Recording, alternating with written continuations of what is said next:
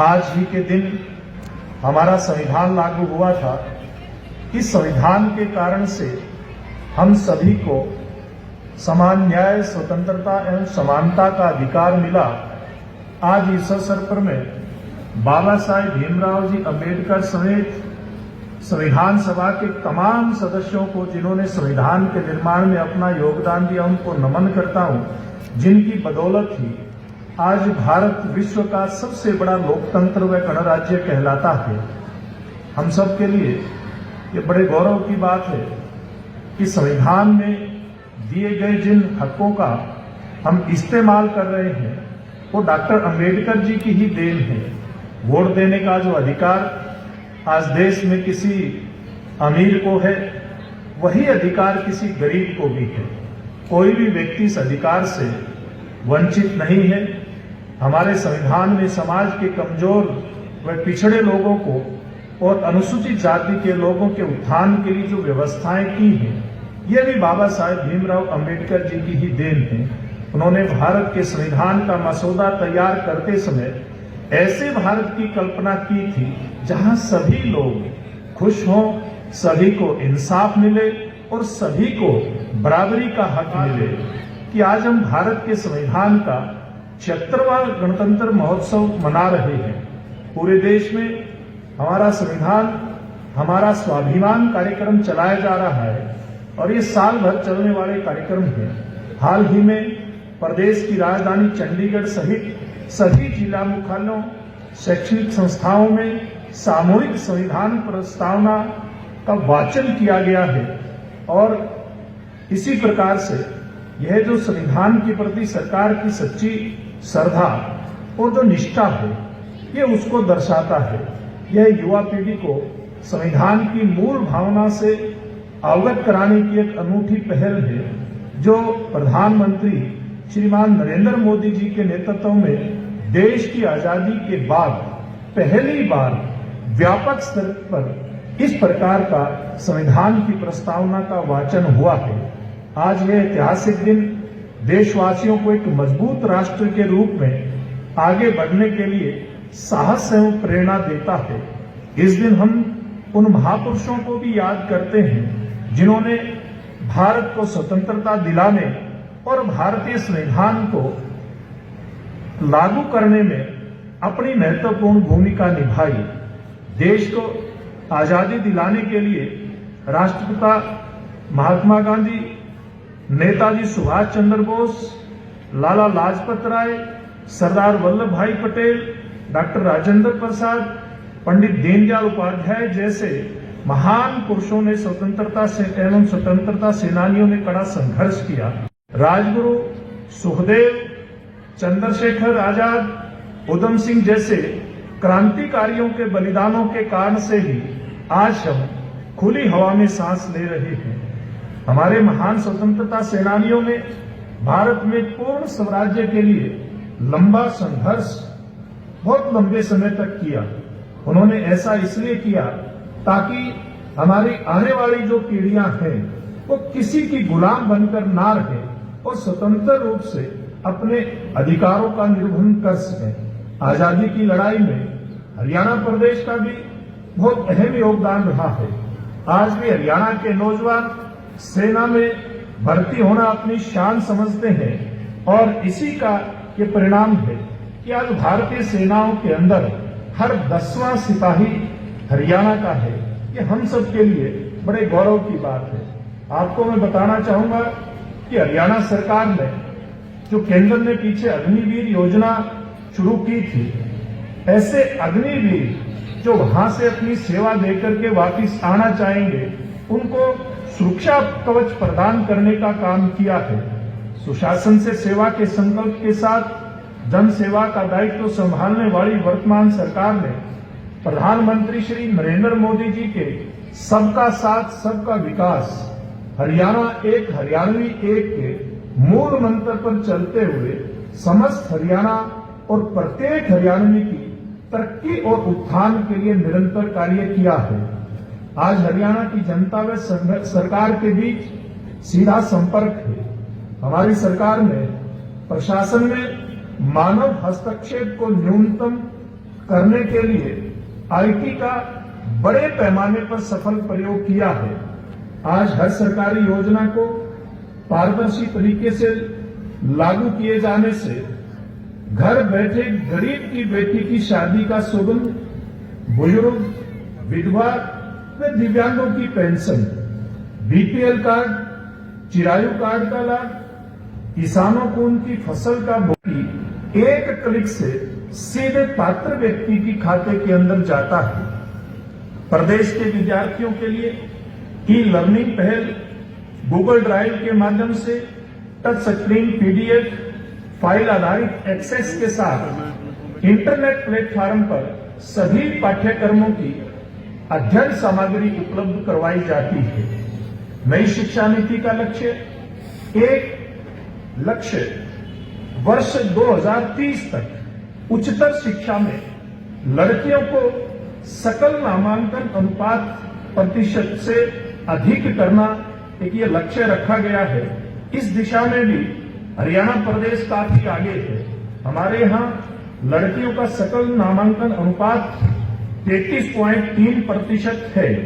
हम 2030 से बहुत पहले ही 50% के लक्ष्य को प्राप्त कर लेंगे, ऐसी उम्मीद जताई जा रही है। गवर्नेंस के माध्यम से क्रांतिकारी बदलाव किए, जिस प्रकार परिवार पहचान पत्र के डेटा से विभिन्न योजनाओं का लाभ लोगों को घर बैठे मिल रहा है, उसी प्रकार कृषि क्षेत्र में मेरी फसल मेरा ब्यौरा पोर्टल बनाकर किसान कल्याण की अनेक योजनाओं को इस पोर्टल के साथ जोड़ा गया है। आज खेल जगत में हरियाणा का बड़ा नाम है। हमारे युवा बड़ी उपलब्धियां प्राप्त कर देश और प्रदेश का नाम रोशन कर रहे हैं। हमारी सरकार द्वारा मेडल जीतने वाले खिलाड़ियों को नगद पुरस्कार देने के साथ साथ सरकारी नौकरियों में भी उनको प्रतिनिधित्व दिया जा रहा है। अवार्ड पाने वाले खिलाड़ियों को मासिक मानदेय भी देने का काम हरियाणा प्रदेश में किया जाता है। इसी प्रकार से खेल के क्षेत्र में पेरिस ओलंपिक की 2024 की बात करें, हरियाणा के खिलाड़ियों ने देश का प्रतिनिधित्व किया, जिसमें भारत के 6 पदकों में से 5 का योगदान हरियाणा प्रदेश के हमारे खिलाड़ियों का है। इससे पहले टोक्यो ओलंपिक 2020 में हरियाणा के 30 खिलाड़ियों ने, देश के 30 खिलाड़ियों ने जो भाग लिया था, उसमें से 4 पदक हरियाणा के खिलाड़ियों ने जीत करके हमारा प्रदेश का नाम रोशन किया था। हमारे खिलाड़ी अंतर्राष्ट्रीय खेल प्रतियोगिताओं में लगातार पदक जीत करके हरियाणा का गौरव बढ़ाने का काम कर रहे हैं। तो हरियाणा को आज हम कह सकते हैं कि हम खेलों का पावर हाउस बन चुके हैं। इसी प्रकार से एशियाई खेलों में भी हरियाणा का प्रदर्शन शानदार रहा है। हांगजो एशियाई खेल 2022 में भारत ने 111 पदक जीते थे, जिनमें से 28 पदकों का योगदान हरियाणा के खिलाड़ियों का था। राष्ट्रमंडल खेलों में भी हरियाणा के खिलाड़ियों का दबदबा रहा। हमने गांव के विकास में महिलाओं की भागीदारी सुनिश्चित करने के लिए हमारी पंचायती राज संस्थाओं के अंदर 50% महिलाओं को प्रतिनिधित्व देने की व्यवस्था बनाई है। स्वामित्व योजना के तहत प्रदेश को लाल डोरा मुक्त बनाना व महिलाओं के लिए आजीविका के अवसर बढ़ाने के लिए 1/3 राशन डिपो महिलाओं को देने का प्रावधान किया है। अटल किसान मजदूर कैंटीन व वीटा बिक्री केंद्रों का संचालन भी महिलाओं को सौंपने का काम किया गया है। बहन बेटियों को उच्च शिक्षा की सुविधा प्रदान करने के लिए सरकार ने पूरे हरियाणा प्रदेश के अंदर 20 किलोमीटर के दायरे में एक कॉलेज हो, इस बात की व्यवस्था की है। मुझे बताते हुए बड़ा हर्ष हो रहा है कि हरियाणा में सड़कों का जो जाल बिछाया गया था, उनको सुधार करने के लिए और नई सड़कों का भी बड़े पैमाने के ऊपर निर्माण किया गया है। आज प्रदेश का हर जिला नेशनल हाईवे से जुड़ गया है। केएमटी जैसी आधुनिक परियोजनाओं के बाद अब हरियाणा ऑर्बिट रेल कॉरिडोर भी बन चुका है और दिल्ली के सराय काले खां से करनाल तक आरआरटीएस रेल लाइन भी स्थापित की जा रही है। मैं समझता हूं कि हरियाणा प्रदेश में जिस प्रकार से चाहे प्रदेश सरकार के रोडों की योजना हो या नए कि दक्षिण हरियाणा को चंडीगढ़ से जोड़ने के लिए 152 का निर्माण हो, या फिर दिल्ली से जो जम्मू कटरा के लिए एक हाईवे बन रहा है, उससे हरियाणा प्रदेश की कनेक्टिविटी दिल्ली से सुगम हुई है। इसी प्रकार से अमृतसर से लेकर के और जामनगर तक का जो हाईवे है वो भी हरियाणा प्रदेश से होकर के गुजरता है और सिरसा जिला के बीच से ही होकर के गुजरता है। हम लोगों को वो बड़ी कनेक्टिविटी इस हाईवे के कारण से मिली है। इन सब योजनाओं के पूरा होने से प्रदेश की जनता को बहुत लाभ होने वाला है। मेरे युवा साथियों को ये बताते हुए बड़ी खुशी हो रही है कि 2024 का चुनाव चल रहा था, उससे पहले हरियाणा सरकार ने, मुख्यमंत्री नायब सिंह जी ने ये प्रयास किया था कि 25,000 युवाओं को रोजगार देने का जो कार्यक्रम है वो चुनाव से पहले पूरा कर लिया जाए, लेकिन किन्हीं कारणों से वो नहीं संभव हो पाया था। तो मुख्यमंत्री जी ने घोषणा की थी कि नए क्रम से इन 25,000 युवाओं को सी ग्रुप की नौकरी देने का काम करेंगे और शपथ लेने के साथ साथ मुख्यमंत्री जी ने उन 25,000 युवाओं को जो रोजगार देने का काम किया। एक बहुत बड़ा वायदा हरियाणा के मुख्यमंत्री नायब सिंह जी ने अपना पूरा उस समय किया था। हरियाणा प्रदेश कृषि प्रधान प्रदेश है। हमारे प्रदेश में 2014-15 में खाद्यान्न का उत्पादन 153.54 लाख टन था, जो कि वर्ष 2023-24 में बढ़कर के 208.80 लाख टन हो गया है, जो हरियाणा प्रदेश के खाद्यान्न में एक बड़ी वृद्धि को दर्शाता है।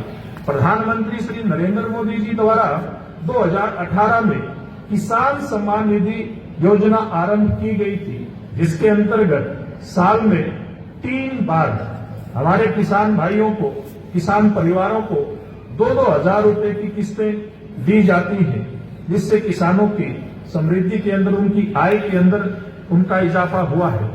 हरियाणा के किसानों की हमारे मुख्यमंत्री जी के वायदे के अनुसार सभी फसलों की बिक्री, उनकी खरीद एमएसपी पर हो रही है, जो किसानों के लिए बहुत एक बड़ी बात है। हम स्वास्थ्य सेवाओं की अगर बात करें, हरियाणा प्रदेश में 72 सिविल अस्पतालों, 122 सामुदायिक स्वास्थ्य केंद्रों, 532 प्राथमिक स्वास्थ्य केंद्रों और 2734 उप स्वास्थ्य केंद्रों में सुविधाएं स्वास्थ्य की प्रदान की जा रही हैं। बिजली विकास की धुरी होती है। औद्योगिक एवं घरेलू उत्पाद के लिए उपभोक्ताओं को बिजली की मांग में कोई कमी ना रहे, उसको पूरा करने के लिए सरकार पूरी तरह से कटिबद्ध है।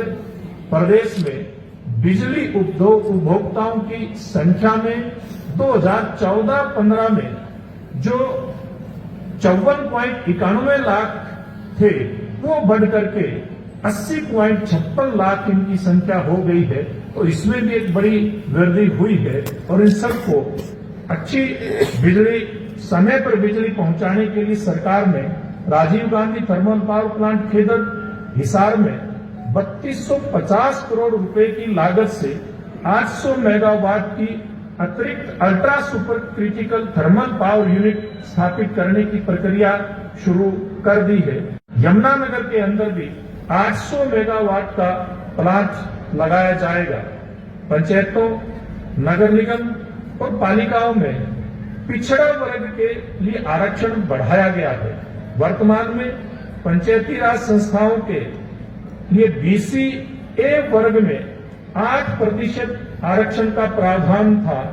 अब BC-B वर्ग के लिए भी 5% आरक्षण लागू किया जाएगा। शहरी स्थानीय निकायों में BC-B वर्ग के लिए 5% आरक्षण लागू किया जाएगा। उद्योग हमारी अर्थव्यवस्था का मूल आधार है। हमने हरियाणा के औद्योगिक विकास को गति देने के लिए ईज ऑफ डूइंग बिजनेस का इकोसिस्टम तैयार किया है। हमने प्रमाण पत्र, लाइसेंस और अनुमति देने में अड़चन पैदा करने वाले